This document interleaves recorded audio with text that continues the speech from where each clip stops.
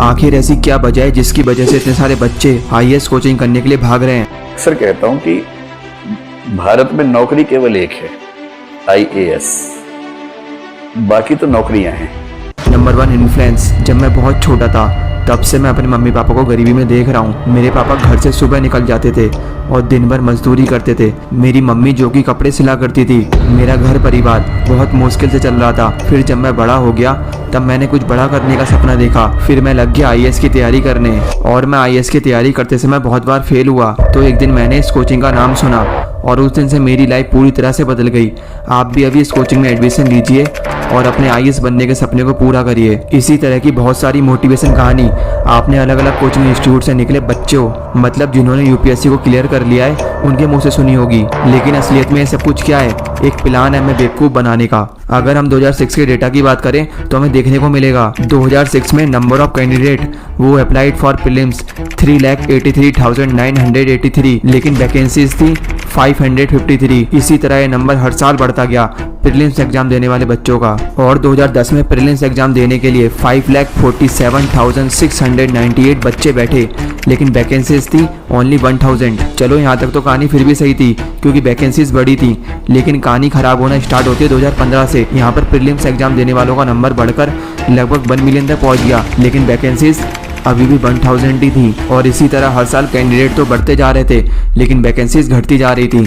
2017 में कैंडिडेट थे 1 million plus और वैकेंसीज थी 990, और 2020 में तो वैकेंसीज 796 ही रह गई थी। लेकिन एग्जाम को देने वाले बच्चों की संख्या दिन पर दिन बढ़ती जा रही है, और इसी बढ़ती हुई संख्या का फायदा उठाने आ जाते हैं कोचिंग इंस्टीट्यूट, जिनकी फीस स्टार्ट होती है 1.5 लाख से। और अगर आप ऑनलाइन कोचिंग भी करते हो फिर भी आपके 1 लाख रुपए लग ही जाते हैं। देखो, जहाँ पर डर का माहौल होगा वहाँ पर बिजनेस बनाना उतना ही आसान हो जाता है। यह बात तो सबको पता होती है कि कुछ 1000 बच्चों का सिलेक्शन होना है यूपीएससी में, लेकिन सपना तो सबका होता है आईएएस ऑफिसर बनने का। तो फिर कोचिंग इंस्टीट्यूट बच्चों को विश्वास दिलाते हैं कि हम आपका सिलेक्शन करा देंगे। बस यही विश्वास से इनका बिजनेस स्टार्ट हो जाता है। और ये कोचिंग इंस्टीट्यूट अपने कोचिंग को फेमस करने के लिए दावा करते हैं कि जिसने यूपीएससी में टॉप करा है वो हमारे कोचिंग में पढ़ा था। और एक बच्चे पर 3 से 4 कोचिंग दावा करती हैं कि बच्चा हमारी कोचिंग से पढ़ा है। हमारे यहाँ पर कोचिंग का माहौल बहुत अच्छा है, इसलिए आपको हमारे यहाँ पर एडमिशन लेना चाहिए। और ये लोग और भी ज्यादा आपके अंदर विश्वास इस बात से पैदा कर देते हैं कि हमारे सिलेक्शन कितने हुए हैं, और इनके सिलेक्शन का रेशियो कम नहीं होता, बल्कि यहाँ पर हर एक कोचिंग इंस्टीट्यूट 1000 सीटों पर कम से कम 300 सिलेक्शन कराता ही है। यह बात है 2017 की। कुछ कोचिंग इंस्टीट्यूट ने एड्स के लिए अपने कोचिंग में सिलेक्ट हुए बच्चों की संख्या बताई। मैं इस वीडियो में कोचिंग इंस्टीट्यूट का नाम नहीं लूंगा क्योंकि ये पॉलिटिकल मुद्दा बन सकता है। 2017 में जो फाइनल वैकेंसीज थी वो थी 990, और जो पहला कोचिंग इंस्टीट्यूट था वो ये क्लेम कर रहा था कि इस साल हमारी कोचिंग से 350 बच्चों का सिलेक्शन हुआ है। और दूसरा कोचिंग इंस्टीट्यूट ये क्लेम कर रहा था कि हमारी कोचिंग से 400 प्लस बच्चों का सिलेक्शन हुआ है। और वहीं तीसरा कोचिंग इंस्टीट्यूट ये क्लेम कर रहा था कि हमारी कोचिंग इंस्टीट्यूट से 500 बच्चों का सिलेक्शन हुआ है। अगर हम इन सभी कोचिंग इंस्टीट्यूट में सिलेक्ट हुए बच्चों का टोटल कर दें 350 प्लस 400 प्लस 500 इक्वल टू 1250 होगा। 2017 में केवल 990 सीटें थी और एक कोचिंग इंस्टीट्यूट वाले 1000 प्लस बच्चों का सिलेक्शन करा रहे थे। यहाँ तो हमने सिर्फ 3 कोचिंग इंस्टीट्यूट का डेटा लिया है। अगर हम सारे इंडिया के डेटा लें तो कम से कम 10,000 बच्चों का सिलेक्शन होना तो पक्का है, और रियलिटी में देखें तो केवल 990 सीटें ही अवेलेबल हैं। अब क्वेश्चन ये आता है कि कोचिंग इंस्टीट्यूट वाले ऐसा करते क्यों हैं? इसका सिंपल सा एक आंसर है, और वो है मनी। कोचिंग इंस्टीट्यूट वाले ये सब कुछ पैसे के लिए करते हैं। ये लोग आपको सपने बेचते हैं और उससे पैसा कमाते हैं। और जिन बच्चों का सिलेक्शन नहीं हो पाता, लगभग 99.9% बच्चों का सिलेक्शन नहीं हो पाता, तो वो क्या करते हैं? उसमें से कुछ बच्चे वापस अपने शहर चले जाते हैं और कुछ बच्चे कुछ नया स्टार्ट करते हैं। लेकिन इनमें से कुछ ऐसे बच्चे भी होते हैं जो कि हार मान चुके होते हैं, उनका अब जीने का मन भी नहीं करता। और मुझे दुख इस बात का होता है कि हर तरफ कोचिंग वाले उनके यहाँ सिलेक्ट हुए बच्चों को प्राइज देते हैं, वहीं निराश बच्चों के लिए कुछ नहीं करते। सन 2009 से 2018 के बीच लगभग 81,758 बच्चे केवल एग्जाम के प्रेशर की वजह से सुसाइड कर चुके हैं। अगर हम आज के डेटा की बात करें तो हर 4 में से एक बच्चा डिप्रेशन में है। लेकिन क्या आपने कभी ऐसा सोचा है कि इस टाइप के एजुकेशन सिस्टम का कारण क्या है? हमारी इंडियन गवर्नमेंट तो दावा करती है कि हम अपनी जीडीपी का 6% सिर्फ एजुकेशन पर इन्वेस्ट करते हैं, लेकिन इसके बाद भी हमारी सोच डेवलप क्यों नहीं हुई है? और यही है हमारा सेकंड पॉइंट, एजुकेशन सिस्टम। यह कहानी स्टार्ट होती है 1835 के समय में, जब इंडिया गुलाम हुआ करता था ब्रिटिशर्स का, और इन्होंने एक सिंपल टेक्निक से ये सब कुछ कर लिया था। ब्रिटिशर्स ने ईस्ट इंडिया कंपनी की हेल्प से इंडिया में ट्रेड के बहाने एंट्री मारी और सब कुछ अपने अंडर ले लिया। अब ब्रिटिशर्स का राज था इंडिया पर और वो चाहते थे कि इंडियंस को गुलाम बनाकर इनसे काम कराएं। लेकिन उस समय सबसे बड़ी प्रॉब्लम ये आ रही थी कि उस समय के इंडियंस ना तो उनके हिसाब से स्किल थे और ना ही उनको इंग्लिश बोलना आता था। तो ईस्ट इंडिया कंपनी ने सोचा क्यों ना इनके एजुकेशन सिस्टम को अपने हिसाब से डिजाइन करा जाए। तो ईस्ट इंडिया कंपनी बुलाती है थॉमस मैकाले को, जिनको the father of education system भी बोला जाता है, क्योंकि ये वही हैं जिन्होंने इंडिया के एजुकेशन सिस्टम को डिजाइन करा था। और ईस्ट इंडिया कंपनी का इंडिया के एजुकेशन सिस्टम को बदलने का प्लान सक्सेसफुल हो गया और उनकी अगले 100 सालों तक गुलामों वाली प्रॉब्लम खत्म हो गई। अब ये कोई आम गुलाम नहीं थे, ये वो गुलाम थे जिनको अंग्रेजी बोलना आता था। अब ईस्ट इंडिया कंपनी के पास ऐसे लोग थे जो कि इनसे बिना कोई सवाल पूछे सिर्फ काम करें। और ईस्ट इंडिया कंपनी ने इंग्लिश को प्राइमरी लैंग्वेज भी बना दिया, तो कम्युनिकेशन का बैरियर ही हट गया। और ऐसे ही ब्रिटिशर्स इंडियंस का यूज करा करते थे और इंडियंस के दिमाग में ऐसा सिस्टम बैठा दिया जो कि आज तक काम कर रहा है, वो है जॉब का सिस्टम, बिना किसी सवाल पूछे। अब समय ऐसे ही बीतता रहता है और आ जाता है वो दिन जिस दिन हमारा देश आज़ाद हुआ, मतलब 1947। इस समय ब्रिटिशर्स तो हमारे देश से चले जाते हैं,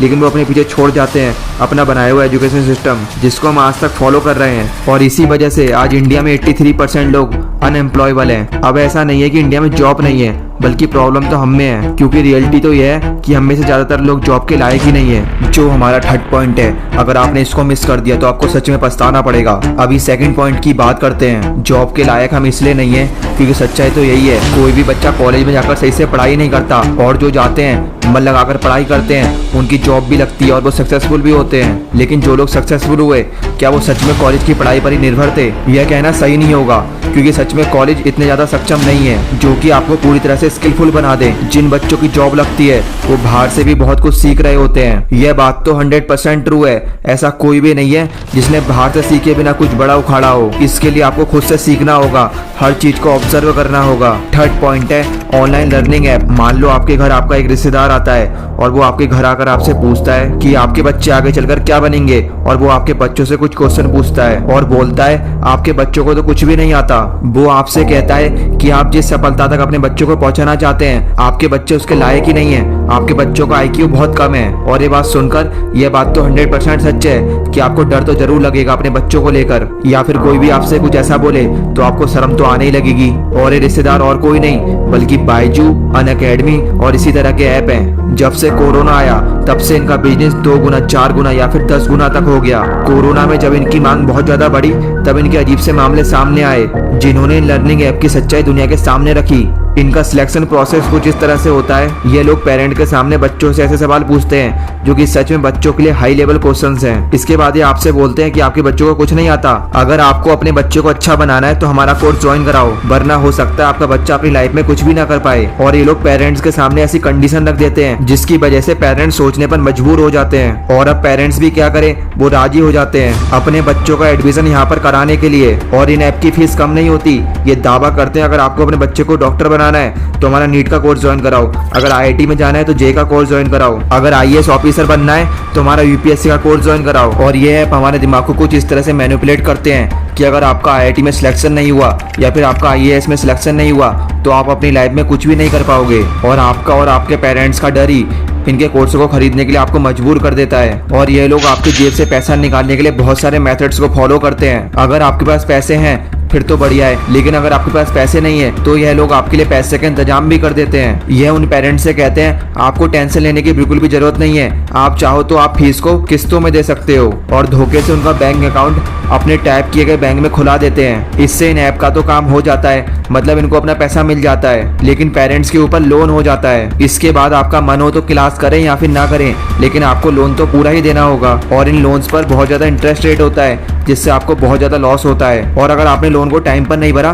तो अगली बार से 2 गुना या 4 गुना इंटरेस्ट लगने लगता है, और इस तरह से आप इन ऐप्स के चक्कर में फंस जाते हैं। फोर्थ पॉइंट है एज, और ये चीज सबसे ज्यादा इंपॉर्टेंट है, किस तरह आजकल के बच्चे अपनी लाइफ को बर्बाद कर रहे हैं। अगर हम प्रीवियस डेटा की बात करें तो हमें देखने को मिलेगा, इस समय अगर हम देखें तो हमें बिल्कुल साफ दिखेगा सभी गवर्नमेंट एग्जाम में क्या हो रहा है। आज 9 से 12 लाख बच्चे UPSC में लगे हैं, वहाँ पर सीटें सिर्फ 700 से 1000 हैं। SSC CGL की तैयारी 25 से 35 लाख बच्चे कर रहे हैं, लेकिन वहाँ पर सीटें 7 से 13,000 ही है। CDS में 1 से 1.5 लाख बच्चे तैयारी करते हैं और सिलेक्शन सिर्फ 150 से 250 का ही होता है। और मैंने देखा बच्चे अक्सर कहते हैं रेलवे में बहुत ज्यादा जॉब है, तो अभी मैं आपके सामने ऐसा नंबर बोलूंगा जिसको सुनकर आपको अपने कानों पर पर विश्वास नहीं होगा, इस समय रेलवे की तैयारी कर रहे हैं 2.5 करोड़ बच्चे, और इन एग्जाम की तैयारी बच्चे 1-2 साल से नहीं कर रहे।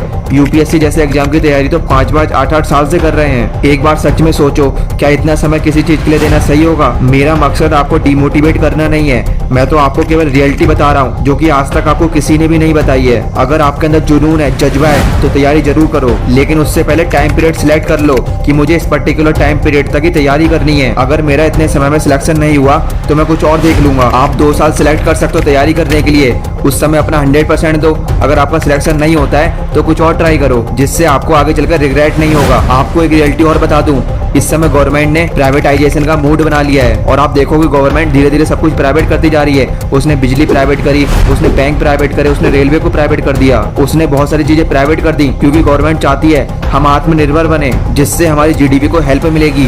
मैं आपको बता दूं, अगर आप डेटा को देखोगे तो आपको देखने को मिलेगा गवर्नमेंट जॉब में सिलेक्शन रेशियो 1% से भी कम है, इंजीनियरिंग में सिलेक्शन रेशियो 15 से 20% है, सीए में सिलेक्शन रेशियो 10% है। तो हम ऐसे सेक्टर में मेहनत क्यों करें जिसमें सिलेक्शन रेशियो बहुत कम है? आप खुद सोचो, जहाँ पर कंपटीशन बहुत ज्यादा है वहां पर आपको खुद को दिखाने के लिए बहुत ज्यादा मेहनत करनी पड़ेगी, और जहाँ पर कम कंपटीशन है वहां पर आप कम मेहनत में भी सेम आउटपुट को निकाल लोगे। अब सब कुछ आपके हाथ में है और सब कुछ आप पर निर्भर करता है। इस वीडियो को गलत नजरिए से मत देखना, क्योंकि मेरा मकसद किसी को हेट देना नहीं था, मैं तो केवल रियलिटी बता रहा था। जय हिंद, जय भारत।